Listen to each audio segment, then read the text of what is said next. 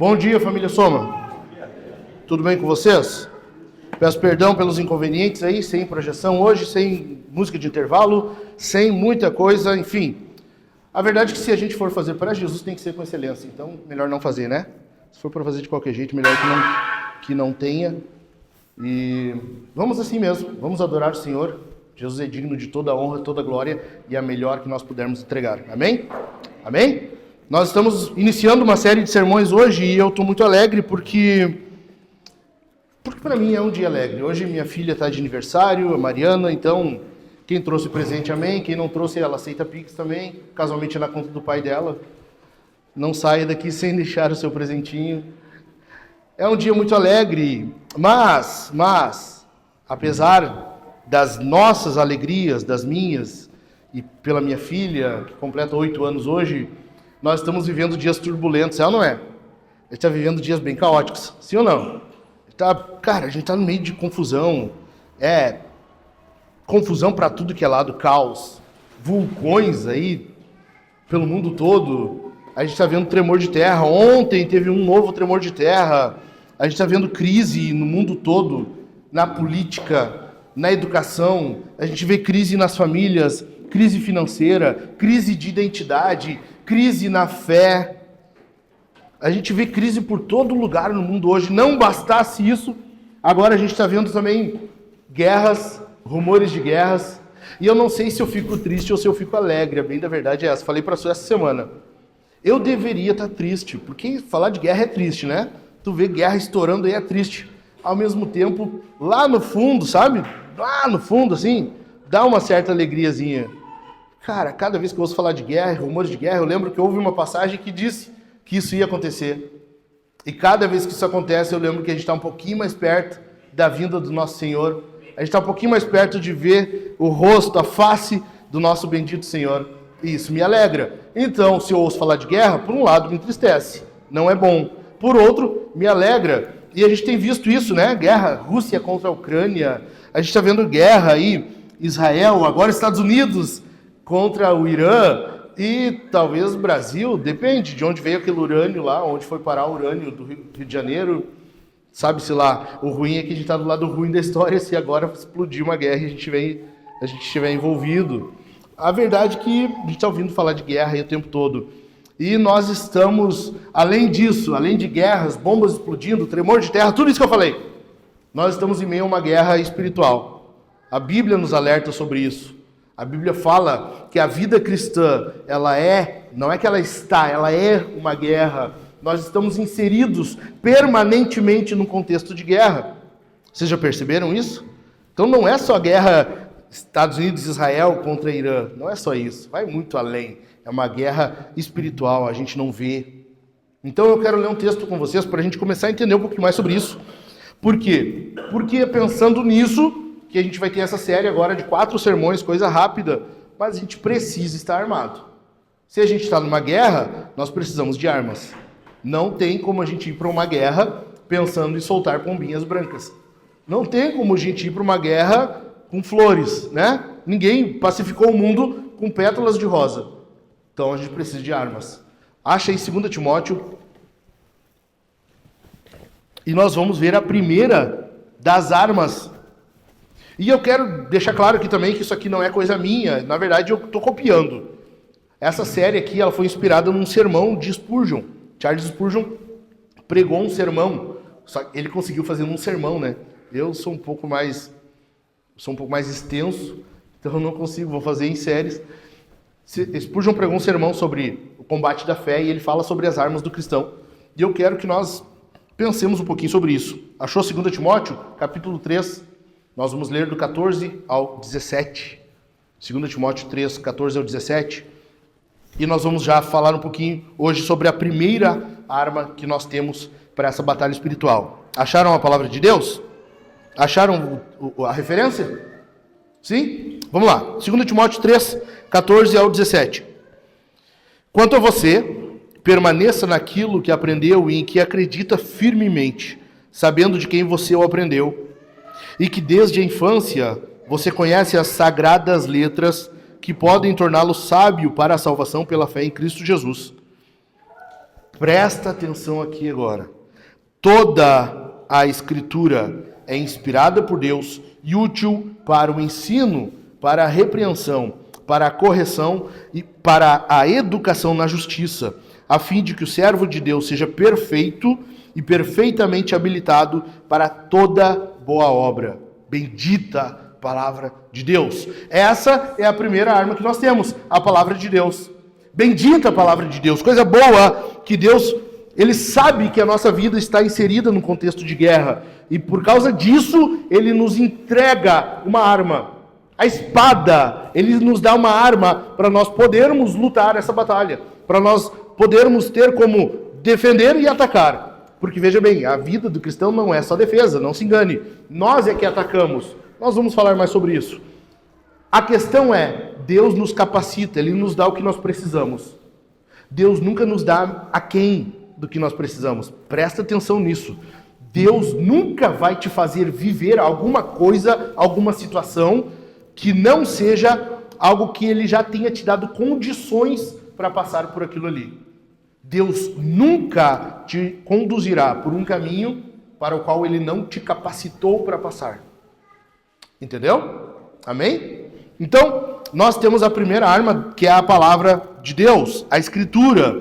Então, pensando nisso, eu quero que tu entenda, só para contextualizar rapidinho aqui, Paulo está falando de Timóteo, e Paulo diz para Timóteo permanecer fiel às Escrituras, desde o versículo 10. Nós iniciamos no 14, mas desde o versículo 10 Paulo tem falado isso. Fique fiel, fique firme, fiel às Escrituras, não desanima. Essa é a arma que nós temos.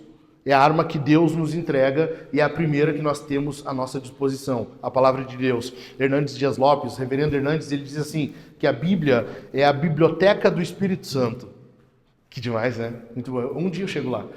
A biblioteca do Espírito Santo. É aqui que nós temos todo o acervo, é aqui que nós temos tudo que nós precisamos para viver uma vida digna, uma vida de acordo com o que Deus quer de nós e com o que Deus quer para nós. É aqui que nós temos tudo isso. A Bíblia, na verdade, ela é o livro mais lido do mundo, mas também é o livro mais atacado do mundo. A Bíblia, esse livro, ele vive nos extremos, né? É o livro mais amado, mais lido, mais comprado. E agora também, por outro lado, nós temos o livro mais atacado, mais desacreditado ou tentado levar as pessoas a desacreditar, tanto que há inúmeros ex-ateus que na tentativa de desacreditar a palavra de Deus, acabaram se convertendo. Essa é a palavra de Deus, poderosa. Então, pensando nisso, eu quero que a gente entenda 4 formas como a Escritura é uma arma e que nós devemos fazer uso. Como que a Escritura é uma arma para nós e de que forma a gente faz uso dela. Então, a Escritura é uma arma, em primeiro lugar, para as famílias. Olha aí comigo o versículo 14. Não fecha a Bíblia, deixa aberto. Versículo 14. Quanto a você, permaneça naquilo que aprendeu e em que acredita firmemente, sabendo de quem você o aprendeu. Aqui alguns acreditam que Paulo está falando dele mesmo, que ele pegou Timóteo jovem e levou consigo, foi discipulando ele, mas mais do que isso, provavelmente aqui Paulo está falando da família de Timóteo. Paulo está falando da mãe e da avó de Timóteo. De quem você aprendeu, Paulo está fazendo menção ao que ele fala no versículo 5 do primeiro capítulo. E também no versículo 15, que ele vai falar logo mais. Desde a infância, Timóteo aprendeu isso aqui. Ou seja, Paulo está fazendo menção da avó Lóide e da mãe Eunice de Timóteo. Elas fizeram uso dessa arma desde a infância de Timóteo. Timóteo aprendeu desde pequeno, porque a família dele fez uso disso aqui. Timóteo foi conduzido, lembra? Nós tivemos uma série sobre família, eu falei. Muitos cristãos, e eu acho lindo quando a pessoa se converte depois de grande, não conhecia Jesus, família desestruturada e se entrega ao Senhor. Amém, glória a Deus por isso. Mas muitos outros são cristãos, estão no Senhor, porque desde pequenos aprenderam em casa.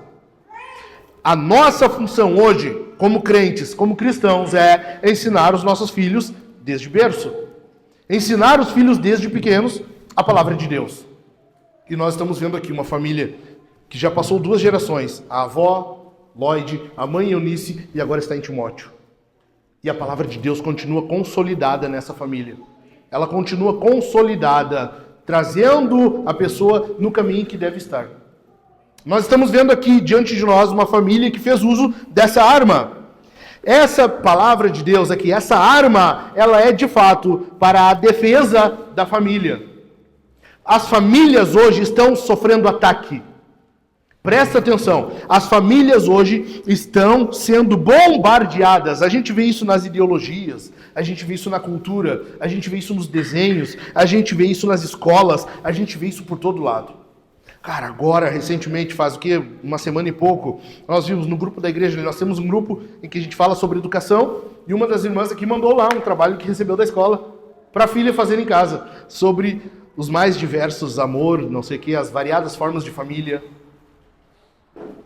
Aqui, no nosso meio, as escolas. Daniel vai... É hoje? Não? Semana que vem? Que vai pregar numa conferência sobre o amor. E provavelmente ele vai falar sobre as variadas formas de amor.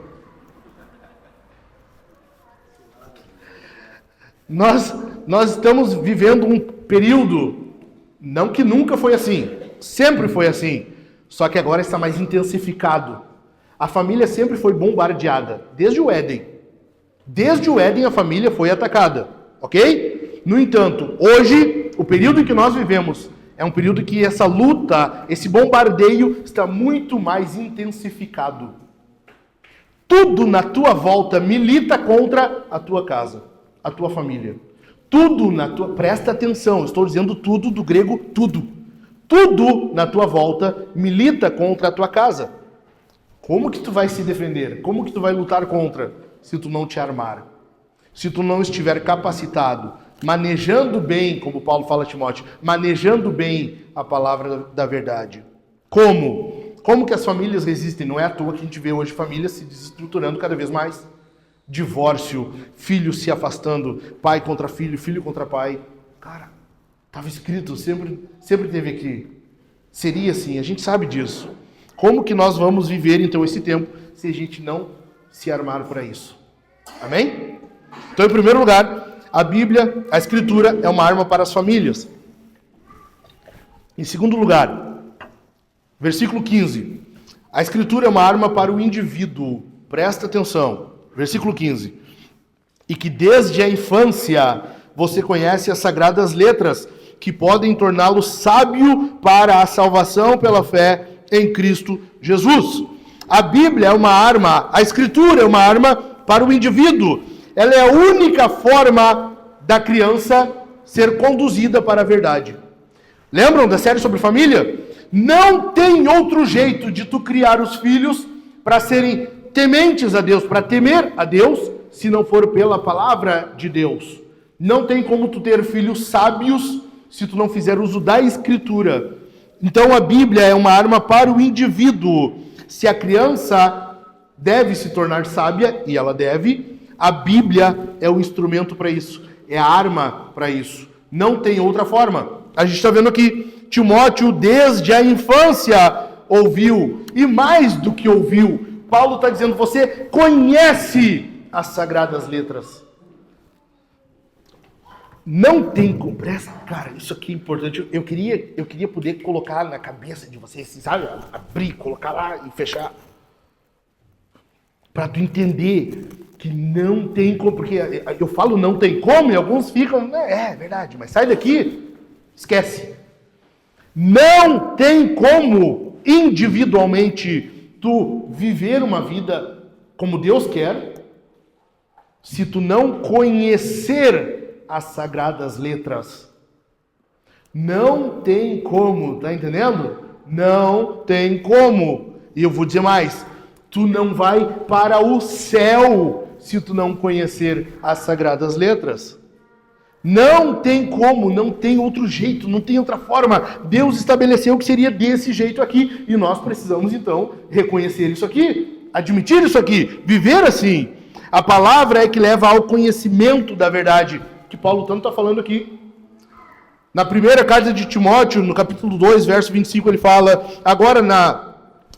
na segunda carta, 2, 25, na primeira, no capítulo 2, verso 4, ele fala que essa escritura é que nos conduz ao conhecimento da verdade. Conhecer as Sagradas Letras. Tu precisa conhecer isso aqui para que a tua vida mude. Para que a tua vida seja frutífera. Para que a tua vida dê testemunho. Para que a tua vida seja, de fato, transformada e transformadora. Para que outros possam ser transformados por meio da tua vida. Tu precisa dessa arma aqui. Não tem como cristão viver a vida toda. Vive 20, 30 anos indo na igreja e não conhecer isso aqui. Não tem como. É impossível. Não tem como. É pela palavra que nós somos gerados na fé. A fé é gerada em nós por Deus. Deus gera a fé. Ele que manda, Ele que nos dá a fé. Efésios 2, 8, 9, lembra? Porque isso não vem de vós, é dom de Deus. Mas nós somos gerados na fé. Nós somos uma nova criatura. Nós somos um bebê na fé por meio da palavra. É a palavra que gera nós na fé. Olha só. Tiago, capítulo 1, verso 18, diz assim: pois, segundo o seu querer, Ele nos gerou pela palavra da verdade, para que fôssemos como que primícias das suas criaturas. Ainda, na palavra de Deus, 1 Pedro 1, 23, diz assim: porque vocês foram regenerados, não de semente corruptível, mas de semente incorruptível, mediante a palavra de Deus, a qual vive e é permanente. A palavra de Deus, que é viva e permanente. É por meio dela que tu é gerado na fé. É por meio da palavra que tu te torna uma nova criatura, que tu é regenerado. É a palavra de Deus, é ela que te molda, é ela que te muda, é ela que te faz viver. É a palavra de Deus. A palavra de Deus, então, é uma arma para ti, individualmente. É a palavra de Deus que te faz crescer em sabedoria, amadurecer, ser santificado. Amém? Em terceiro lugar, a Escritura é uma arma contra os ensinos da sabedoria humana. Presta atenção nisso aqui. A palavra de Deus é uma arma contra os ensinos de sabedoria humana. E depois eu vou voltar um pouquinho nesse assunto aqui. No quarto ponto, nós vamos relembrar um pouquinho disso aqui. Versículo 16. Toda a Escritura é inspirada por Deus e útil para o ensino, para a repreensão, para a correção, para a educação na justiça. Toda a Escritura. Paulo está combatendo aqui, se tu já leu as cartas de Paulo a Timóteo, 1 e 2 Timóteo, tu sabe. Paulo está combatendo aqui os falsos ensinos, falsas doutrinas. Ele está combatendo aqueles falatórios inúteis que produzem impiedade. E ele está dizendo aqui, toda a Escritura, todo o Antigo Testamento e todo o Novo Testamento que estava em processo de produção, é inspirada por Deus. O termo que Paulo usa aqui, para inspirada por Deus, quer dizer algo soprado por Deus, algo que sai da boca de Deus, algo que Deus sopra, ok? Tanto que esse termo, há quem diga que foi o próprio Paulo que criou, porque não se encontra na literatura grega antiga e do Novo Testamento, é algo que só Paulo usa, Paulo ele faz umas coisas assim meio loucas, sabe? É tipo gaúcho, né, falando só coisa que a gente só entende, só nós entendemos, né? Chinelagem, olha, o que é isso? Né? Guaipeca. Da onde? Não se sabe. O mundo não sabe o que é isso. Só nós. Assim é Paulo falando. Então, ele usa um termo aqui que ele mesmo criou. E ele está dizendo, a palavra que ele está usando são duas coisas. É Deus e sopro. E ele está dizendo, essa palavra inspirada por Deus. Paulo está dizendo que ela foi soprada por Deus. Deus soprou essa palavra. Ou seja, o que está querendo dizer aqui? Que a autoridade dessa palavra, ela vem de Deus. Tu não está com qualquer livro na tua mão. Tu não está com qualquer conto na tua mão. Mitologia na tua mão. Gibi, sabe? Não é um gibizinho do Zé Carioca que tu era... Vocês não são acostumados, né? É coisa do meu tempo. Né? Acho que não... Não é termo de vocês. Não é HQ, hoje é HQ, não é mais gibi, é HQ. Não é mangá. Minha filha lê mangá, já torta direito. Não é isso. É a palavra de Deus. É a palavra de Deus, que sai da boca de Deus, soprada por Deus. Ela tem a autoridade do próprio Deus. Quer dizer que se tu negligencia essa palavra aqui, tu negligencia Deus. Se tu ignora essa palavra, tu ignora. Se tu menospreza essa palavra, tu menospreza. Se tu não dá bola, se tu não estuda, se tu não vai atrás de conhecer essa palavra, tu não quer conhecer Deus. A questão é, como tu lida com essa palavra aqui? Qual é o teu relacionamento com isso aqui? Como que dá o teu dia a dia com essa palavra aqui? Como que tu vive, como que tu convive com esse sopro de Deus aqui? De que forma que tu te relaciona dia após dia? Como sendo de fato o próprio Deus, Senhor do universo, a própria divindade falando contigo? Ou não? O teu relacionamento com isso aqui precisa ser de alguém que tem em suas mãos um texto autorizado, enviado pelo próprio Deus. Tu tem a Escritura na mão, a própria palavra de Deus, algo que Deus quis que tu tivesse. Não é à toa que Paulo diz que a Escritura, ou toda a Escritura é inspirada. Tu parou para ver que Paulo não está dizendo que os autores são inspirados? Na teologia a gente fala, que os autores foram inspirados pelo Espírito Santo para escrever, ok. Mas, em última instância, o que Paulo está dizendo aqui é que a verdadeira inspiração está na palavra que vem de Deus. É isso que tu tem em mãos. Cara, tu tem a Bíblia na mão? Pega a tua Bíblia aí. Pega essa Bíblia. Pega isso aí. Sabe qual é o problema nosso? Vamos jogar limpo? Vamos confessar os nossos pecados? Pega a Bíblia assim. O problema é que a gente acostumou com isso aqui. A gente acostumou com isso aqui. Nós temos 10, 15, 20 traduções desse texto aqui. Então a gente está acostumado. A gente acostumou. Tem a NA, tem a NTLH, tem a RA. Nós temos diversas traduções desse texto aqui, desse livro aqui. E se nós não temos diversas traduções, nós temos algumas. E aí tu te acostuma. E aí tu te habitua com isso. A questão é que nós nos habituamos com a graça. Nós nos habituamos com a graça. Nós nos acostumamos com a graça. É ou não é? Vamos jogar limpo? Vamos jogar limpo? Quantas vezes na semana tu esquece que isso aqui é a palavra de Deus e tu lida como se fosse apenas um livro, uma coletânea de escritos, quem sabe um livro antigo? Nós temos em nossas mãos a palavra de Deus, de Deus. É por isso que toda ela serve de várias maneiras. É por isso que toda ela serve para o ensino, para a repreensão, para a correção, para a educação, na justiça. O fim de tudo isso aqui é o quê? Justiça. Deus quer que tu seja justo. Deus quer que tu seja santo. Deus quer que tu seja cheio do Espírito Santo. Deus quer que tu seja representante dele aqui. Para isso, tu precisa disso aqui. Amém? Amém mesmo? Como que nós vamos aceitar outra coisa então? Como que nós vamos aceitar, acatar qualquer outro tipo de ensino? E eu tenho algo em vista aqui, eu estou mirando em algo.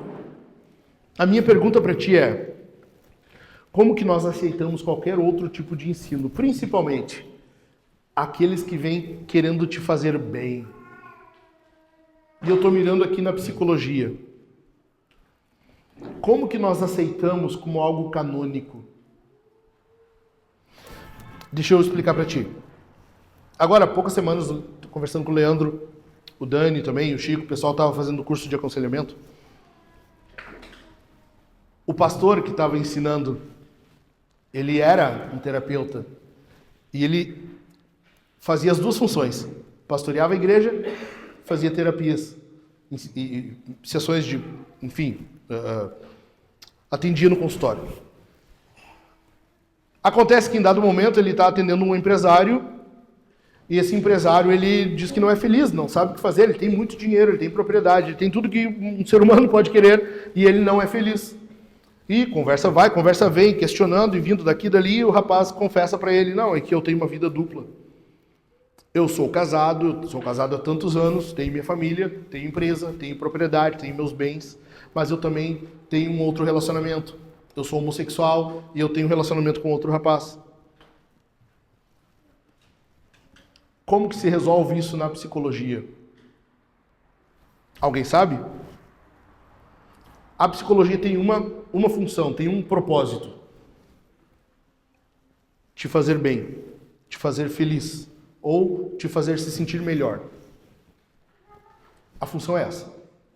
Como que se orienta, então, numa sessão de psicologia, de terapia, de psicoterapia, seja o que for?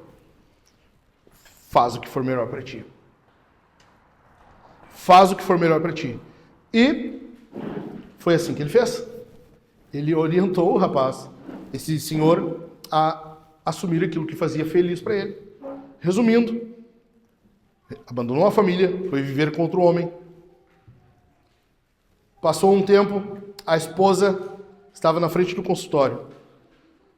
Ele chegou, viu aquela senhora na frente da porta e ela disse, eu sei quem tu é, eu sei quem tu falou para o meu marido. Tu acha que eu não sabia que ele fazia aquilo? Eu já sabia, mas eu estava orando há tempo, eu esperava que Deus mudasse ele. Só que eu também sei que tu é pastor, eu sei a igreja que tu vai, eu sei a igreja que tu pastoreia. Eu sei o que tu ensina lá e o que tu está ensinando aqui. Como que uma pessoa dessa vive em paz? Se aqui tu tem que dizer uma coisa, da porta para fora tu tem que dizer outra. Eu conheço um rapaz em que o sogro dele, também congregando, estava numa igreja, o pastor não estava bem, o que o pastor fez? Foi fazer uma terapia. O psicólogo disse para ele, tu não está bem, tu não é feliz, tu não tem como continuar pastoreando. Resumindo, o pastor abandonou a igreja. Estavam lá mais de 30 membros sem pastor, 30 ovelhas sem pastor, porque não tinha mais pastor e agora eles tinham que ir para outra igreja, estavam procurando igreja. Então eles me chamaram perguntando se eu tinha uma igreja para indicar, para onde eles pudessem ir, porque não tinha. O que eu estou querendo dizer para ti? Como que nós aceitamos esse tipo de ensino, esse tipo de ensino humano? Porque Paulo diz, né? Eu não fui a vós com sabedoria humana. Paulo está falando isso, a sabedoria humana. Como que nós aceitamos isso como algo canônico? Porque hoje tu não pode questionar isso. Hoje tu questiona o governo, quase que não mais, né? Enfim, ainda questiona-se o governo, tu questiona teu time de futebol, tu questiona teu vizinho, tu questiona teu patrão, tu questiona tudo e todos, menos a psicologia. Faz uma postagem criticando alguma coisa na psicologia para tu ver. Eu já fiz, eu sei o que eu estou falando. Eu já fui chamado de tudo que é coisa. Eu já fui... Teve gente que... tu fala isso porque tu está enriquecendo. Eu só queria saber onde é que está o dinheiro, então... Não chegou até mim ainda. Eles vão te chamar de tudo e de todos porque tu é antipsicologia. E eu não estou falando que tu não pode aceitar nada dela. A questão é, por que nós abraçamos sem nem analisar? Mas o psicólogo falou. O meu terapeuta falou. Tá, e daí? E daí? E daí? Tu sabia que se nós pegarmos as principais áreas, linhas da psicologia, suas subdivisões e ramificações que tem, nós temos mais de 300 linhas de psicologia? Eu vou repetir. Se tu pegar as principais linhas de psicologia, as divisões, subdivisões que tem, as ramificações que existem, tem mais de 300 linhas de psicologia, sendo que muitas vezes, dentre elas, se contradizem. Como que a gente define, então, qual delas é verdadeira? Qual é útil? Qual não é? Por que que a gente aceita, sem nem pensar, sem nem analisar? E mais, deixa eu explicar um pouquinho, deixa eu bater um pouquinho mais. A psicologia moderna, ela existe um pouquinho menos, mas vamos arredondar, 150 anos. 150 anos. Como que nós vivemos sem isso até 150 anos atrás?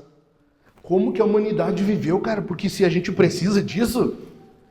A Sandy fala, né, que ela precisa de terapia, ela vai viver a vida toda fazendo terapia. Nossa, a Sandy falou, então precisamos todos fazer terapia. E eu vi profissionais dizendo isso. Na verdade, todos deveriam fazer terapia. Como que a humanidade viveu, então? Como que não colapsou? Como que não entrou em colapso? Como? Me explica. Como? Se existe aí, de 150 anos para cá, a psicologia como a gente conhece, como que a humanidade viveu antes disso? De onde se tirou capacidade, condições? Como que nós vivemos sem ter esses recursos todos que existem aí? A verdade é que nós não precisamos de nada disso. Nenhum ensino humano é necessário. Nós precisamos é da palavra. Nós precisamos é da palavra de Deus. Nós precisamos é da Escritura. Nós precisamos é do Deus da palavra. É disso que nós precisamos.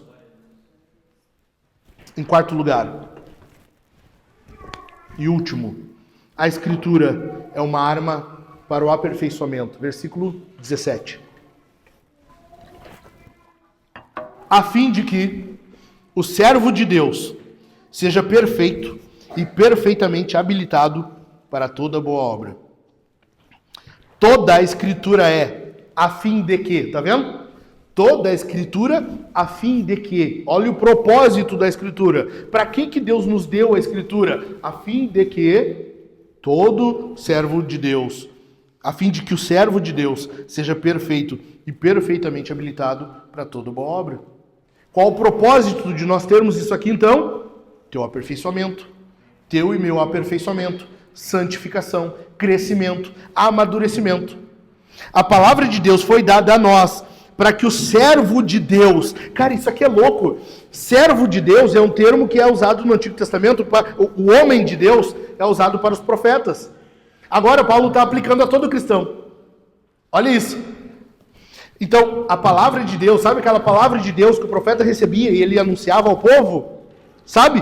O que está sendo relacionado aqui, Paulo está trazendo para nós como? Agora nós temos a profecia, mas não pela boca, mas em texto. Nós temos a profecia, nós temos a palavra digna de Deus, a palavra soprada de Deus, aqui, na nossa mão. Você, meu irmão, você, minha irmã, homem de Deus, mulher de Deus, profeta, você tem a palavra de Deus agora. Você precisa fazer uso dela. Ela é uma arma para o teu próprio crescimento, aperfeiçoamento.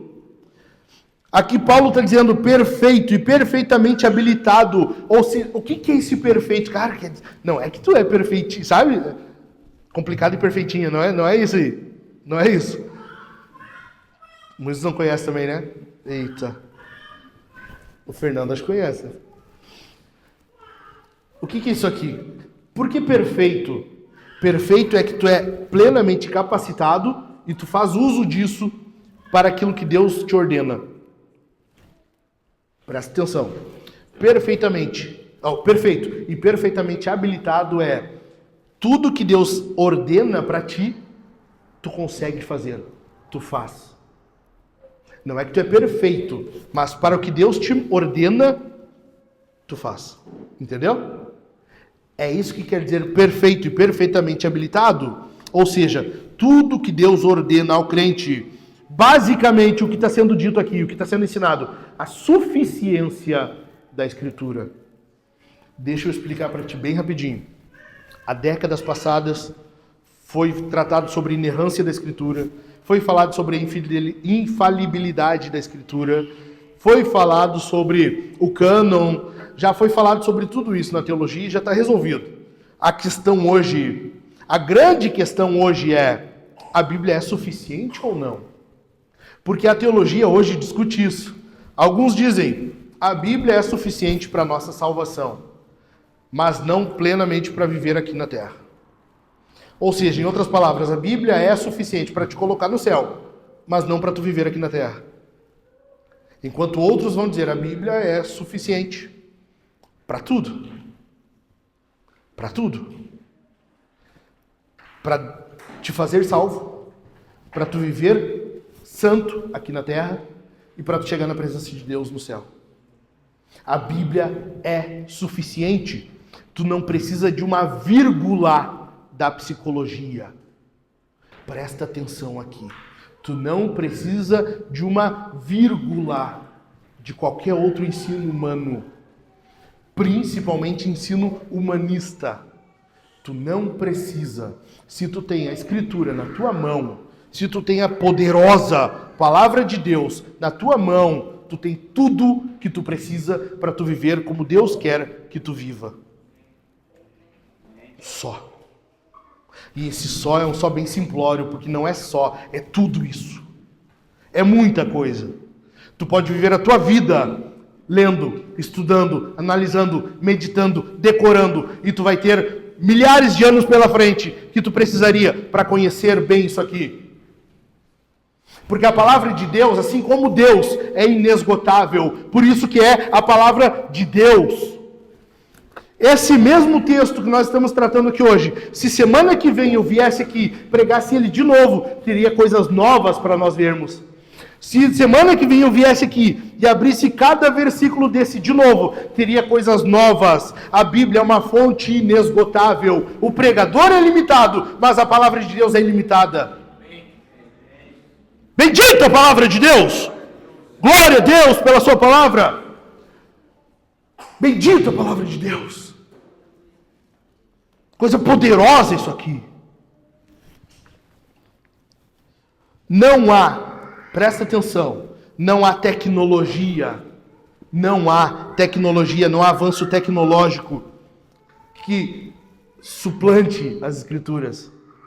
Sabe o que acontece? A tecnologia é uma bênção. É uma bênção. Nós estamos fazendo uso aqui. Eletricidade, projeção, câmera, transmissão. Nós estamos usando isso aqui. É uma bênção. A gente não nega isso. Nós não negamos isso. O problema é que a tecnologia, que é uma bênção para as ciências médicas, tá? Uma bênção. Tu vai na medicina, hoje tem equipamentos para exames, tem para cirurgia, tem para microcirurgia, tem para tudo. Para tudo. O problema é que esse avanço tecnológico fez com que muitos lutassem para que chegasse até a metodologia científica adaptada na psicologia. E aí aceitou-se o quê? Que a psicologia agora é uma verdade científica. E não é. Tá entendendo? Não é. Sabe por quê? Rapidinho, gente, de verdade. Deixa eu ver aqui, ó. Muito rápido. O que é uma verdade científica? Primeiro você tem uma teoria. Alguém teve uma ideia. Cara, o piso é bege. Tu tem como testar, repetir o teste, e o resultado precisa ser sempre o mesmo. Ok? Se tu fez várias vezes esse teste em laboratório, tu conseguiu fazer o mesmo padrão, chegar ao mesmo resultado sempre, pronto, tem uma verdade científica. Como que se faz isso na psicologia? Como que tu vai chegar a uma verdade científica se cada pessoa é diferente uma da outra? Se para cada um, por exemplo, eu chego na Cláudia e digo para ela, Cláudia, tu precisa ser feliz. Eu chego para o Leandro e digo, Leandro, tu precisa ser feliz. A mesma coisa para os dois. Cada um entende de um jeito e cada um vai fazer alguma coisa conforme quer. Não tem como tu repetir e chegar ao mesmo resultado. Tá entendendo? Logo, não tem como ser uma verdade científica. Ah, pastor, tu está falando isso, mas e a palavra de Deus? Também não é. Tu está falando, tu lida com pessoas também? Sim, é verdade. A questão é que a palavra de Deus, e nós nunca falamos que a palavra de Deus, ou aconselhamento, ou pastoreio, ou seja o que for, é uma verdade científica. Eu estou bem ciente de que cada aconselhamento, cada pastoreio, cada sermão terá seus resultados. Eu estou bem ciente disso. E eu não estou alegando que somos uma verdade ou que possuímos uma verdade científica. Tu entendeu? Tu entende por que tu tem que discernir o que tu ouve? Tu tem que ouvir e tu precisa discernir se aquilo ali condiz com a Escritura, porque ela é o teu padrão, ou não? Sim ou não? Tu entendeu? Olha só, para encerrar, gente. Para encerrar. Por que eu estou dizendo isso? A gente vive hoje e a gente está tão acostumado que passou-se a tratar naturalmente. Tu quer ver um exemplo? Hoje tu vai ver uma pessoa que era alcoólatra, ok? Um ex-alcoólatra. O que a pessoa diz? Eu sou um alcoólatra em recuperação. Tu vai no AA, tu vai em qualquer lugar, tu vai numa terapia, tu é um alcoólatra em recuperação. E tu seguirá assim para a vida toda. É assim, ok? E isso aqui é uma verdade humana. É ensino de sabedoria humana. Por quê? Porque nada, falando agora de Deus, palavra de Deus, terá o mesmo resultado. Tu não pode esperar que ano que vem tu tenha as mesmas frustrações que tu teve esse ano. Se tu é um alcoólatra e tu venceu o pecado e tu está em Cristo, tu venceu aquele pecado. Tu abandonou o pecado. Tu não continua sendo um alcoólatra em recuperação. Tá vendo como se torna a tua identidade? Entendeu por que no início eu falei que nós vivemos hoje crise de identidade? Tu entendeu? E tu segue a vida toda assim, não, eu sou um alcoólatra em recuperação. Cara, já faz 30 anos que tu não bebe nada e ainda assim é? Como assim? Essa não é a tua identidade. Deus tem uma identidade para ti, meu irmão e minha irmã. Deus é quem define quem tu é. Deus é quem define o que tu é. Tem um autor, um teólogo, já falecido, e ele tem uma ilustração, eu acho fenomenal o escrito dele. Ele diz assim: para ilustrar nossa atitude em relação à ciência moderna e sua metodologia, presta atenção, ele vai fazer uma analogia, ok? Da ciência moderna com um relato bíblico. Presta atenção. Para ilustrar nossa atitude em relação à ciência moderna e sua metodologia, lembramos a história de Salomão e dos fenícios. Salomão desejou construir um templo para o Deus da aliança. Por acaso ele pediu àqueles que não faziam parte da aliança que fizessem a planta do templo para ele? Não, ele a recebeu de Deus. Mas será que não havia qualquer contribuição útil que os que não pertencentes à aliança pudessem prestar? Não se trata disso. Os fenícios eram reconhecidos como muito mais habilidosos que o povo da aliança quanto ao talhar e decorar a madeira. Salomão usou os fenícios como seus servos, não como seus arquitetos. A nossa atitude em relação à ciência deve ser semelhante a essa. Reconhecemos com prazer o trabalho detalhado de muitos cientistas, sim, até mesmo de cientistas sociais, como sendo altamente valiosos. Mas não podemos usar a ciência moderna e seus métodos como arquitetos de nossas estruturas de interpretação cristã. Tu não abraça tudo que te ensinam. Tu não abraça tudo que a ciência te diz. Cara, tu quer ver? Olha a pandemia o que foi. A ciência. Que se exploda a ciência quando ela vai contra a palavra de Deus. Que se exploda a ciência. Porque a ciência, mas não é ciência. Quantas vezes a ciência já errou? Quantas vezes a ciência não consegue dizer até hoje se o ovo é bom ou é ruim? Tu acha que nós vamos depender da nossa vida na ciência? Entendeu? Amém ou não amém? Então vamos lá. 3 atitudes que nos ajudarão a entender, que nos ajudarão diante dessas situações, desses ensinos. Como que a gente lida com isso aqui? Então, como que a gente faz? Como eu sei se eu posso abraçar esse ensino ou não? Como eu sei? Eu quero viver de acordo com a suficiência da Escritura. Amém. Coisa boa. Isso aí. Eu quero viver isso aqui. Mas tem coisas que a gente ouve que às vezes eu não tenho como saber se vai contra a Escritura ou não. Como é que a gente faz? Calma que o Pai vai te ensinar. Anota aí, Leandro. Primeiro lugar, apreciação. Primeira coisa que nós fazemos é apreciar. Nós temos apreciação pelo método científico. Via de regra, a boa ciência, ela é muito útil. Cara, a tecnologia é resultado da ciência. Muitos medicamentos, roupas, cara, tu vai ver roupa. Semana passada o Dilmar estava me explicando de uma camiseta térmica. Ele e a Kelly, a Kelly já aproveitou para fazer propaganda, né? A Kelly já quer vender. A Kelly eu vou te contar. Falando de uma camiseta térmica, cara, uma coisa fininha, né? Parece um paninho aquilo ali, térmico. Ele disse, não precisa casaco, não precisa nada. E de fato ele estava sem casaco. Ciência. Tem muita coisa boa nesse mundo. A ciência, o método científico é muito boa, é útil para medir, para quantificar, inclusive comportamentos. Ok? Vamos lá. E a psicologia? Como que a gente sabe? Como que não? O que a gente faz? Cara, deixa eu te dizer assim, deixa eu tentar ser o mais objetivo possível. Sabe quando que a psicologia é útil? Para o teste do Detran. Sabe, fazer uns skin lá, sabe? Aquilo ali serve. Não, e eu tô falando sério. Sabe aqueles skin? Sabe quando tem que achar uns números lá, fazer um círculo? Aquele testezinho ali é útil. Para isso, a psicologia serve. Pode fazer tranquilamente, tá?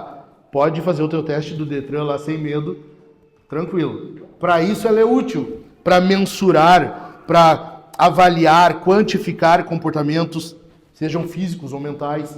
Para isso serve. Para isso nós, de fato, nós temos apreciação. A gente, ok, não tem problema. Segundo lugar, refutação. Nós refutamos aqueles métodos, aqueles sistemas que usam critérios subjetivos para rotular, para avaliar, para diagnosticar. Métodos subjetivos não nos servem, inclusive para categorizar os comportamentos, ok? Não. Por exemplo, se nós fizermos uma fila, todos nós, e a gente for num psiquiatra ou um psicólogo, todos nós vamos sair de lá com algum transtorno. Sabia disso? Todos. O Kennedy principalmente. Todos. Não há ninguém. E cara, tem psiquiatras que dizem hoje isso. Eles dizem hoje, para a psicologia, todos possuem algum transtorno. Claro, olhando uns na cara, a gente vê que tem mesmo. Mas não é isso que eu estou dizendo. Ok? Não é disso que eu estou falando. Alguns já fizeram testes. Agora, semana passada, saiu uma notícia de uma moça que estudava e ela foi trabalhar no hospital psiquiátrico, fazer lá o estágio dela, e ela acabou ficando internada. Isso bem poderia acontecer com muitos aqui. Nós refutamos qualquer método subjetivo, porque daí ele não tem um parâmetro. Entendeu? Não tem parâmetro, é algo subjetivo. Um diz uma coisa, outro diz outra. Se tu forem 3 psicólogos, os 3 vão te dar algum diagnóstico diferente. Então nós refutamos. Terceiro lugar, nós rejeitamos aqueles que criam modelos não bíblicos de abordagem. A busca pela transformação interna, que não é a Bíblia. Tá entendendo? Qualquer sistema de ensino, de doutrinação, de transformação que não for a Bíblia, rejeita. Rejeita. Faz isso aqui, que isso aqui vai dar certo, vai te fazer feliz. Faz isso aqui porque tu vai vencer a ansiedade. Bota um gelinho na mão, fica olhando que tua ansiedade vai passar. Cara, vocês já viram isso, né? Bota um gelo, já viram, né? Fica olhando o gelo, tua crise de ansiedade vai passar. Mas qual é que não vai passar? Tu ficar olhando um gelo derretendo na tua mão. Não existe um troço desse.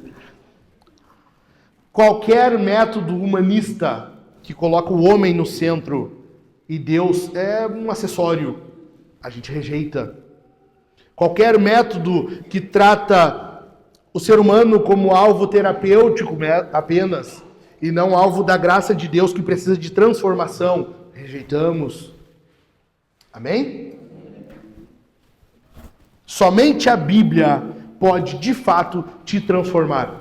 Somente a palavra de Deus pode, de fato, mudar o teu íntimo, teu coração. Somente a palavra de Deus pode gerar transformação no teu interior. Somente ela. Por último, encerrando, 4 maneiras de se aperfeiçoar no manuseio dessa arma aqui.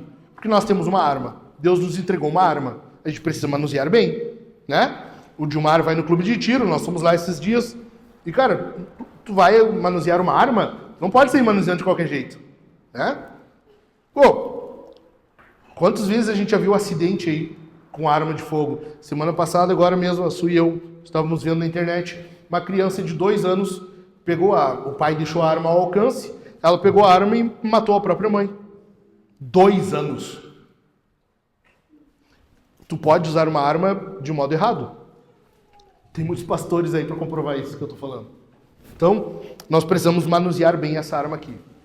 4 formas. Primeira, não queira saber mais do que a Bíblia. Não queira saber mais do que isso aqui. Nós temos tudo aqui que Deus quis que nós tivéssemos. Tudo que nós temos no texto sagrado foi o que Deus achou por bem de nos revelar. Se não tem aqui, é porque Deus achou que não precisava. Sabe? É que nem 2 rapazes conversando, e um diz assim pro outro, nada como um dia após o outro. O outro, é verdade. Bem como está na Bíblia. Não, mas não está na Bíblia isso aí. Mas devia estar. Não é tu que define o que está na Bíblia ou não. Tu não sabe mais do que Deus. Entendeu? Então, nós temos exatamente cada ponto, cada vírgula, cada palavra, cada expressão, cada frase, cada parágrafo, cada livro, cada carta. Foi o que Deus quis que estivesse aqui. Exatamente, nada mais e nada menos. Amém? Em segundo lugar, não dê à Bíblia um toque pessoal. Cara, tu não tem como complementar algo ou dar um toque pessoal àquilo que está no texto.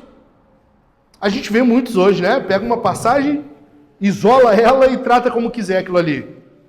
Cara, não tem como. A palavra de Deus é a palavra de Deus. Então nós temos que analisar ela em seu contexto total, pleno. Óbvio, tem contextos imediatos, contexto geral, tudo isso. Mas ainda assim é a palavra de Deus. Nós não isolamos um texto para nos beneficiar. Ok? Spurgeon diz assim, é melhor calar diante do Senhor do que sonhar em complementar o que Ele falou. É melhor calar diante do Senhor do que sonhar, sequer imaginar em complementar o que Deus falou. Amém? Em terceiro lugar, não fuja dos assuntos. Não fuja. Ensine a Bíblia conforme a analogia, conforme o tamanho da fé. Vocês fazem culto familiar em casa, vocês vão passar por textos complicados. Sim, Ló transou com as filhas dele. Sim, Tamar foi abusada. Sim, ou foi abuso sexual. Sim, há homossexualismo na Bíblia, homossexualidade. Sim, trate desses assuntos. Fale sobre isso. Teus filhos precisam aprender. Como que tu vai saber? Quando ele te questionar. Nós temos 4 filhas, então a gente já tem vários estágios, assim, a gente já experimentou vários deles. A criança pequenininha, ela nem se dá conta disso. Isso não chama atenção. Em alguma determinada idade, ela... Papai, o que é isso aqui? Daí tu explica conforme a idade e o tamanho da fé que a criança tem. Entende? Mas tu não foge do assunto, tu não deixa para depois. Meu filho, quando tiver seus 14, 15 anos, nós vamos ter a conversa e a gente fala sobre isso. Não! Trate do assunto quando ele surgir. Não fuja do assunto. E por último, quarto lugar, cite mais a Bíblia. Mencione mais a Bíblia, cite versículos bíblicos durante o dia. Tu precisa disso. Quanto mais tu menciona uma coisa, mais tu decora. Agora na catequese nós estávamos falando sobre os 10 mandamentos. E a Bianca deu uma ideia pro Davi. Genial! Qual? Vamos encerrar o culto familiar recitando os 10 mandamentos. Que eles não sabem decor, vamos decorar. Coisa mais simples. Ao mesmo tempo genial. Por quê? Porque quanto mais tu cita, mais tu decora. Quanto mais tu decora, mais tu ama. Quanto mais tu ama, mais tu te dedica, mais tu obedece. E é isso que a gente precisa para isso aqui. Amém? Fica de pé então. A palavra de Deus é uma espada. Ela é uma arma que Deus nos confiou. É uma arma poderosa nas tuas mãos. Ela é uma arma que precisa ser bem manuseada. Ela é uma arma que precisa ser bem estudada para ser utilizada devidamente. Nós estamos num contexto de guerra. Nós estamos numa guerra muito pior do que Israel e Irã. Nós estamos numa guerra espiritual. É algo que vai definir a nossa eternidade. É algo que define se tu vai para o céu ou para o inferno. É muito pior. Não há iraniano capaz de fazer tão mal quanto alguém que não dá bola para a Escritura. A palavra de Deus é uma arma que deve ser usada por nós, para que nós venhamos a conhecer mais o Senhor, conhecer mais sua palavra, viver mais de acordo com o que Ele quer, viver de acordo com como Ele ordena, viver de acordo com o que Ele quer para os outros. Afinal de contas, nós somos instrumentos de Deus também para a vida do outro. Como que tu vai ajudar o outro se tu não conhece esse livro aqui? Como que tu vai ajudar a tua família a crescer se tu não instruir nesse livro aqui? Como que tu vai ensinar os teus filhos se tu não abrir esse livro aqui em casa? A palavra de Deus é a primeira e mais importante arma para que tu vença essa batalha espiritual. Bendito é o nome de Deus. Vamos orar? Vamos, meus irmãos. Inclina a tua cabeça.